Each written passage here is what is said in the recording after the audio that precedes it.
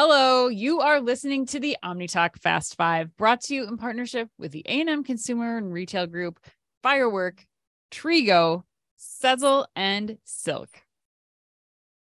All right, well, let's go to headline number 3. German discount supermarket chain Lidl has revealed plans to pursue a more sustainable business strategy with a focus on reducing the number of animal-based products in its offering and increasing its range of vegetable proteins by 2025.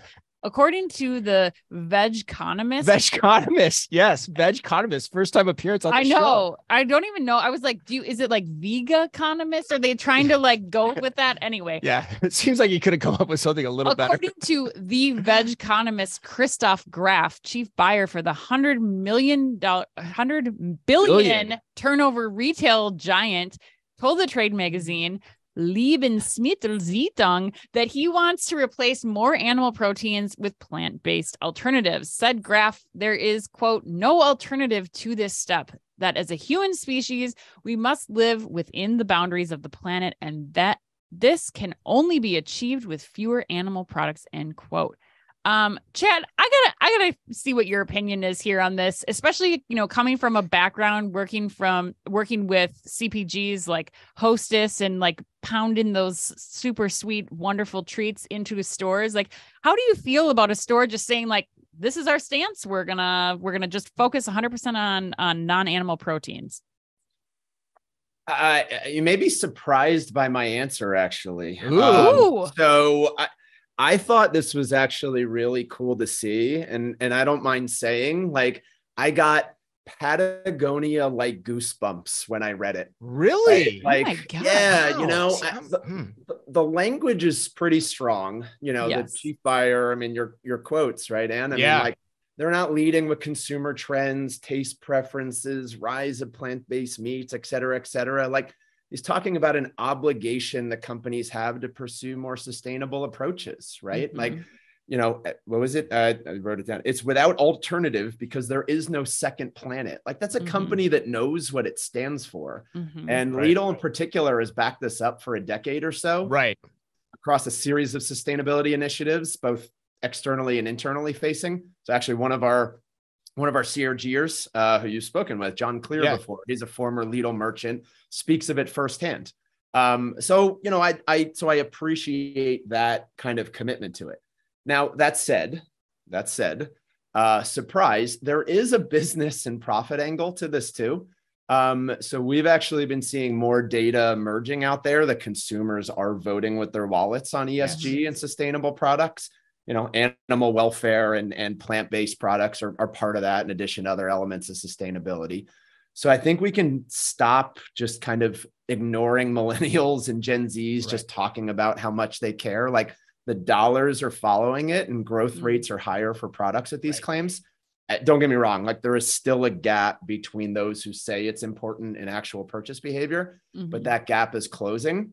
So yeah, overall for Lidl in particular, given this has been a decade-long, trend for them, I think it's a great example of a profit-driving initiative aligning with a company mission.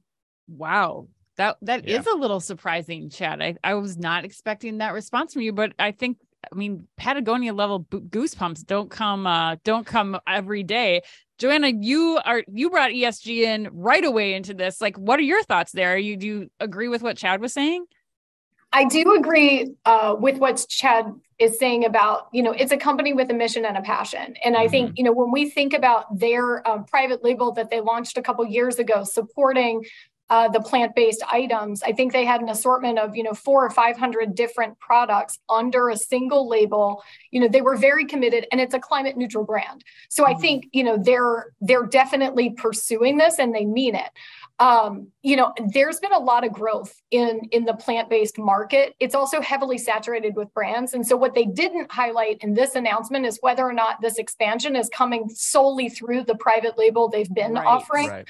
Or if they're going to be adding other brands to it, where you may end up with a scenario where, some of their customers might be slightly confused as they learn, some new labels, for example. But if they keep it under theirs, I think there's kind of a little bit of an equation to ask, is it really climate neutral if you add all this and you're shipping it all around? Right. as opposed to, having a particular market that has, some locally sourced animal products in it.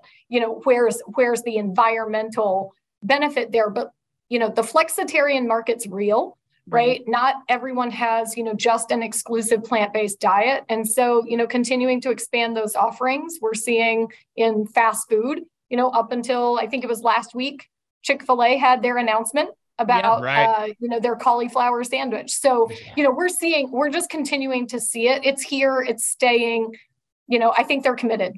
Yeah. Chris. Yeah.